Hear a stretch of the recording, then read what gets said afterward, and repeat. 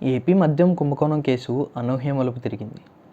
ఈ కేసులో ఆరోపణలను విచారణలో ఎదుర్కొంటున్న మాజీ ఐఏఎస్ అధికారి ధనంజయ రెడ్డి, పి. కృష్ణమోహన్ రెడ్డి అరెస్ట్ అయ్యారు. కృష్ణమోహన్ రెడ్డి వైఎస్ఆర్ కాంగ్రెస్ పార్టీ హయాంలో ముఖ్యమంత్రి వైఎస్ జగన్మోహన్ రెడ్డికి ఓఎస్డీగా పనిచేశారు. ఇప్పుడు వీరిద్దరూ అరెస్ట్ కావడం ప్రాధాన్యతను సంతరించుకుంది. రాష్ట్ర రాజకీయాల్లో కలకలం రేపెట్టినట్టయింది. వైఎస్ఆర్సీపీ ప్రభుత్వ హయాంలో జరిగినట్లుగా చెబుతున్న మద్యం కుంభకోణం కేసులో వీరిద్దరూ విచారణను ఎదుర్కొంటున్నారు. ఈ కేసులో వీరిద్దరూ A31గా, A32గా ఉన్నారు. దీనిపై సమగ్ర దర్యాప్తు నిర్వహించడానికి ముఖ్యమంత్రి చంద్రబాబు నాయుడు, ఉప ముఖ్యమంత్రి పవన్ కళ్యాణ్ సారథ్యంలో రాష్ట్రంలో అధికారంలో ఉన్న తెలుగుదేశం, జనసేన, భారతీయ జనతా పార్టీ సంకీర్ణ కూటమి ప్రభుత్వం ఇప్పటికే ప్రత్యేక విచారణ బృందాన్ని ఏర్పాటు కూడా చేశారు. గతంలో విజయసాయిరెడ్డి వైఎస్ఆర్సీపీకి చెందిన కడప లోక్సభ సభ్యుడు వైఎస్ అవినాష్ రెడ్డి సిట్ విచారణకు హాజరయ్యారు. తమ వివరణలు ఇచ్చుకున్నారు. ఇదే కేసులో కసిరెడ్డి రాజశేఖర్ రెడ్డి, బాలాజీ గోవిందప్ప అరెస్ట్ అయ్యారు. ఇప్పుడు ధనంజయ రెడ్డి, కృష్ణమోహన్ రెడ్డి అరెస్టు కావడం చర్చనీయాంశమైంది. ధనంజయ రెడ్డి, కృష్ణమోహన్ రెడ్డి 3 రోజుల పాటు విజయవాడ నగర పోలీస్ కమిషనర్ కార్యాలయంలో సిట్ విచారణకు హాజరయ్యారు. ఇదే సమయంలో ముందస్తు బెయిల్ పిటిషన్ కూడా దాఖలు చేసుకున్నారు. దీనిపై సుప్రీంకోర్టును ఆశ్రయించారు. వారికి ముందస్తు బెయిల్ ఇవ్వడానికి సుప్రీంకోర్టు నిరాకరించింది. వాళ్ళ దాఖలు చేసుకున్న పిటిషన్ను కొట్టివేసింది. Justice JB Pardiwala, justice R మహదేవన్తో కూడిన ధర్మాసనం ఈ ముందస్తు బెయిల్ పిటిషన్పై విచారణ చేపట్టింది.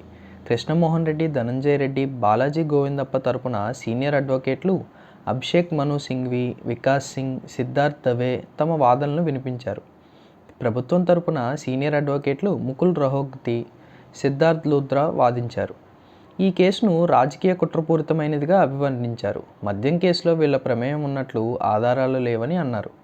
మద్యం కుంభకోణం కేసు కీలక దశలో ఉన్న సమయంలో ధనంజయ రెడ్డి, కృష్ణమోహన్ రెడ్డికి ముందస్తు బెయిల్ మంజూరు చేయడం వల్ల విచారణ పక్కదారి పట్టడానికి అవకాశం ఉంటుందని ముకుల్ రోహత్గి, సిద్ధార్థ్ లూథ్రా వాదించారు. తమ పలుకుబడిని ఉపయోగించి మద్యం కుంభకోణం సాక్ష్యాలను తారుమారు చేయడానికి అవకాశం ఉందని ఆందోళన వ్యక్తం చేశారు. ముందస్తు బెయిల్ ఇస్తే దర్యాప్తు పత్రికల ప్రభావం పడుతుందని తేల్చి చెప్పారు.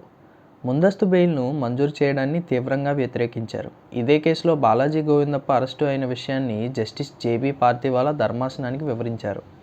ప్రభుత్వం తరపున న్యాయవాదుల వాదనతో జేబీ పార్దీవాలా ధర్మాసనం ఏకీభవించింది.